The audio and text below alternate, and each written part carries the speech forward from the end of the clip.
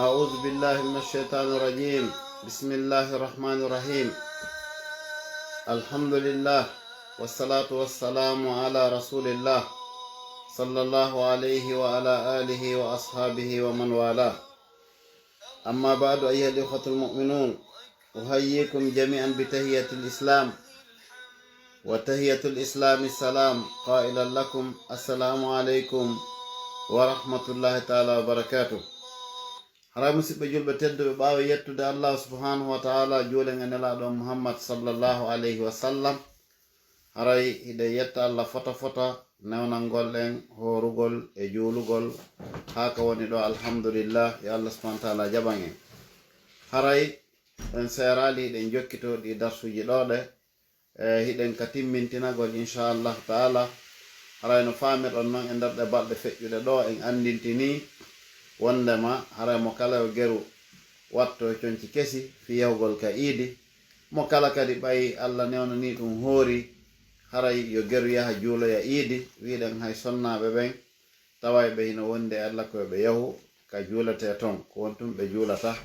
haray wa kazalika wiɗen si feere heɓike ko payko koye naɓore e fop haray koye yahu. haray wattuɗen ɗo wondema muudo on kadi koyo ete. ha joni laawaki taw wonande ɓe juulali ɓen hande. ha joni haray muudo on laawol mum ngol hino udditi ha jango fewndo ka yahugol iidi haray fermi. si on tigi kadi udditti, si on tigi kadi itti, ko yo geru o jonna hendo toɓɓen, wona mana ittugol marana hoore mum ɗon kadi. haray wa kazalika ko watti ɗon, haray koye watta yila kadi fota. on andi si tawi suumaye lanni kono dewal allah lannaali. haray ɗen andi ɗe mari woɓɓe wiyeteɓe julɓe suumaye. kala ko woni ko haɗa ɓe acca e suumaye, kala moƴƴereji ɗin ɓe waɗay e suumaye, kono si suumaye maayi ɓe sikka e dewal lanni lutti année prochaine kadi laa nano. haray neɗɗo on no tinnori ni ka suumaye ɗo, an o fimowo gerɗo ha acciti sigareti e nder suumaye, an o waɗayɗo ko boni geri ha acciti e nder suumaye, jaka hiɗa wawi accude. a waɗi o exercice ɗo, suumaye on accinima piiji fap, haray holliri jaka ko a capable si hiɗa faala wadde, haray hiɗa wawi wadde. donc haray ɗum ɗo koye woni exercice ko fewni on tigi, rutti on tigi e laawol ngol, tabintini mo, waɗi on tigi neɗɗo fewuɗo moƴƴuɗo nunɗuɗo. donc haray ko ɗum ɗo woni ko julɗo on woni ko ɗaɓɓira. donc haray no wirɗen non haray suumaye on tigi tigi on koye ndu accu batte e neɗɗo on, koye ndu accu batte. hino jeeya karamo koɓe wi ko andorta wonde korka goɗɗo jaɓama, mani to ɗen ɗum, an yakuna al abdu ala ahsani ma kana min qablu. jiyaɗon ko yo o wonu o yi'e e ko ɓuri e moƴƴude e ko wonnoy mum kon ado suumaye. misal muɗum, si tawi har neɗɗo on o juulayno tun kono o yata ka juulirde, ɓa pellete e nder suumaye en fof mo yewde ka juulirde, o kontina ɗon tawe a jaka oɗo machallah, sabu suumaye on kontina directement yawgo ka juulirde. tawi hari na aden dokko, sabu suumaye o watti okkugol, o kontina. si tawi harna jango qur'an, sabu suumaye o watti jangol qur'an, o kontina. en tout cas wawgol kontingol ɗe dewe ɗo, haray ɗum ɗo karmo koɓɓen hino fotti wondema ko holliray ɗum wonde dewal on tigi ngal jaɓama. donc haray koye mandito ɗum. si goɗɗo no humpa andugol est ce que suumaye makko jaɓama ka jaɓaka, yo yurnito golle makko ɗen. so tawi golle makko ɗen himo tabiti, himo woni e golle ko ɓuri e moƴƴude e golle, yo andu haray ɗum ɗon ko tindini ko wonde haray ko alama jaɓegol suumaye makko, yo yettu allah. so tawi le ndu maayi tun, dewal maayirimo, o jokkitike piiji bonɗi ko wonno fof, haray yo hulo allah o ruttito, o andita wonde moƴƴunoɓe ɓen ɓe torotono lebbi 6, yo allah tawnuɓe suumaye. si ɓe tawama ɓe rewi allah lebbi 6 kadi haray ɓe torade allah, yo allah jaɓanɓe ko ɓe golli kon e suumaye. ɗum noon haray no andora tabitugol neɗɗo on ñiiɓa e dewal, haray koye watta yila e ɗum ɗon ɗe. don haray nyande idi ko gerugol miskimbe ben kadi welto ko gerugol yimbe ben fo welto gera fami mum o welto gera kanyun tigi hara hino welti tigi ƴetta konze wana alhamdulillah wana beldiki do hawrondiri jango ko feeto haray fa ben no ka suudu mashallah kono nano be wowi wonirde non ka suudu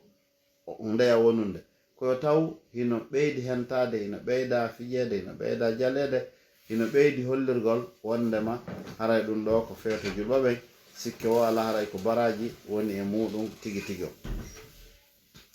haray no famirden non si tawi suma yehi dewal yahaali dewal kan hino do haray rewaybe Allah habbitibe wakkilibe hibe do donc haray ko en andu dum don on ko hunde tabitunde nyibunde donc haray dewe den hide wadi enseignement hide jokkolir ne ngal dewal dano fejja ngala kadi hino hikka don haray nelaado Allah sallallahu alaihi wasallam be makan no sahaba ben awa hino don do sumaye wallanni kon non ande kala horudo sumaye jokkintini don jeego o juldandu man sama ramadan wa atbahu sittun min as-sawwal kana ka siyami dahr wal hadith rawahu muslim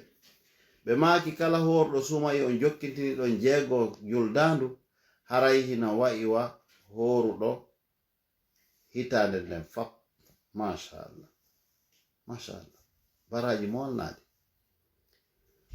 donc haray ko hondum banginten en horugol jeego don haray ko banginten ka horugol jeego juldandu do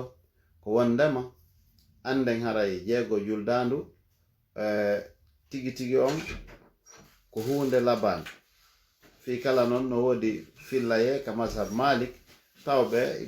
be yida yo de continue horugol ko fi honno mi explica non puisque on andi kadi buyi wattino de ko mos ko farilla nana be enna horugol jeegoje den kon na gayni jeegoje den so fe nebata hara wobbe sikkino comme den non kadi wastay mo horal de haray ko bone la de do ko sunnaje tawayde hide mari baraji kono sa horal de kadi amara problem fe sa horal de amara problem donc wata goddo sikko awasi on tigi hori sumay ko obligatoire kadi ma hora jeego juldan la donc haray non hino yida hino moƴƴi ha horugol de ko baraji molanadi hino fota e horugol sa wat hori sumay a wattide no fota e hordo hitande fop jeyi joni non haray ko honnum banginten e de do haray nela sallallahu alaihi wasallam ko be maki ko sittan minas sawal jeego e nder juldan on fami si be wanno de ma arifa be inna ko sittu sawal jeego juldandu on mana har den don be préciser de wona no awa no suma yo landir ko ya hikku don kisan jeego on dirat jogindira kono nano ko ya gertun e nder juldandu do endu mayde heba jeego ko angandi da faala hore balde didi fotoda hora kadi didi si hida faala hore alkamsa e tenen si hida faala a accay ha balde jeego sakkiti den e juldandu hore ya ton sida faala suma yon don lanniri bimbi nyande julde fuddoda don hora gaynade nde wotere dum non comtive foppu hino moƴƴi don amara problem jonnon no wodi inna be a ustaze min dey lam faala horgol de jeegoje kono hila nyawli surtout sonnabe be haray be hésite anana wobbe no enna be faama ka dino do ala ko fandi mo nyawli ko Allah subhanahu wa ta'ala jonnuma an sonnajo nyawli don e nder hitande nden fap nde hebda feere o ya yob wana obligatoire ma yoba e juldandu donc jogondira ko piiji di jogidirtaake no ko nde Allah subhanahu wa ta'ala jonnuma possibilité o ko ontumati yabata e nder hitande nden hara accalde ha o yasuma e hewtide don lanni dum jogondira e jeego juldandu few nana kadi wobbe no lando est ce que mi do wawi horde e jeego on mi anni yoro don mi do yobude la dum fop jogondira programme jeego juldandu ko jeego juldandu programme yobugol ko nyawdida ko yobugol ko nyawdida sa wiyango hida faala yobude ha gayna si hora jeego tammi si damari on possibilité damarden dole mashallah hara bismillah si hina dum horu jeego ma juldandu on parce que dum non période mon on ko bien défini sa hora le nder juldandu hora lanni donc geru hora e nder juldandu jeego on si tawi a hora de bon ɗum ɗa kadi habboɗa yoɓitugol ngol no Allah subhanahu wa ta'ala muyiram ma o gasano goɗɗo e na simi maayi noon e nder ɗum tawi mi yoɓali sa maayi a yoɓali si tawi harɗa wonde anni on a yoɓay haray probléme fo so ala dewal ngal fawaki dewal ko fawoto neɗɗo ko fanno ma himo wuuri sina har ko dewal ngal o fawi e hoore makko wono wigol si Allah jaɓi si Allah waɗani lan ɗo hunde kaari mi waɗay hunde kaari ɗum a fawi ngal ɗon e hoore mum donc kono si hina ɗum ko Allah fawma ko ñande ma eɗa o haray lanni si hiɗa wondi kadi e annuye wano on suuma e ñawlaɗo a yoɓay si a armayde e nder ɗum haray lanni probléme fo sala donc haray ken faam si tawi noon no ari hadis wondema mo maayi haray mo ñawli korka haray yo yoɓanmo ronayɓe mo ɓen man mata wa alayhi sawmun falyasum anhu waliyuhu kono haysi ɓeɗo yoɓali madama an ɗamarno annuye on a yoɓay haray Allah subhanahu wa ta'ala yafotomo ɗum non dalil men on ko honɗum ko hadis selluɗo mo anduɗen on innamal a'malu binniyat golle ɗen ko anni on ƴettitirte wa innama li kulli mri'in ma nawa neɗɗo fof hino mari ko anniyi kom donc haray e raɓɓinɗinade ko en faamu piiji yaajuɗi kadi nawata en faaɗinɗi faami wodi karamo koɓe buyi innaɓe a titigi dey ɗo min ko mi yiyamma ko mata o yoɓa ala ko fandi mo ñawli ɗum na dalil few tawon ƴettuɗin haalaji few sumaye on sa ñawlike an sonnajo hiɗa mari e nder hitande fop yoɓugol nde falɗa o horugol jeego juldandu ko e nder juldandu pet sindu lanni a yoɓataɗe haray lanni lutti ko arata kadi donc haray ko en faamu piiji ɗin ka kala joɗɗinen ka hani joɗagol ɗon haray ko ɗum ɗon inchallah haray mi andintina jango idi on si Allah subhanahu wa ta'ala waɗi en juuli en gayni haray ko yo hiwrodire no wirnoɗen noon takabbalallahu minna wa minkum e ko wana ɗum e konguɗi yo Allah subhanahu wa ta'ala tawna en kadi ko arata mo tawnali o yaafo so ƴettita sifa ɗum ɗon de donc haray ko ɗum ɗo haray no faamirɗon noon hiɗen jokkodiri en ɗi yewtereji ɗo woni darsuji 30 ñande o e o leer 23h Bruxelles ɗo haray onon ɓe Allah subhanahu wa ta'ala newnani hino assistude heɗoɗi darsuji yo Allah subhanahu wa ta'ala jaɓanan min golle an ɗen e onon en fop o hawta en o malna en gaɗa sirate e hoore yaafede wa kazalika haray kadi buy e moɗon nodduɓe ga filandagol landale ma ɗum nelduɓe men kadi sunna katiji fop haray yo Allah subhanahu wa ta'ala jaɓan ɗum mo kala ko waɗi ko yo Allah jonnitir ɗum ka moƴƴere makko waɗa en fo yimɓe aljanna allahumma amin ya rabbal alamin mo kala ko mapori kon yo Allah subhanahu wa ta'ala ittan ɗum yo ittan en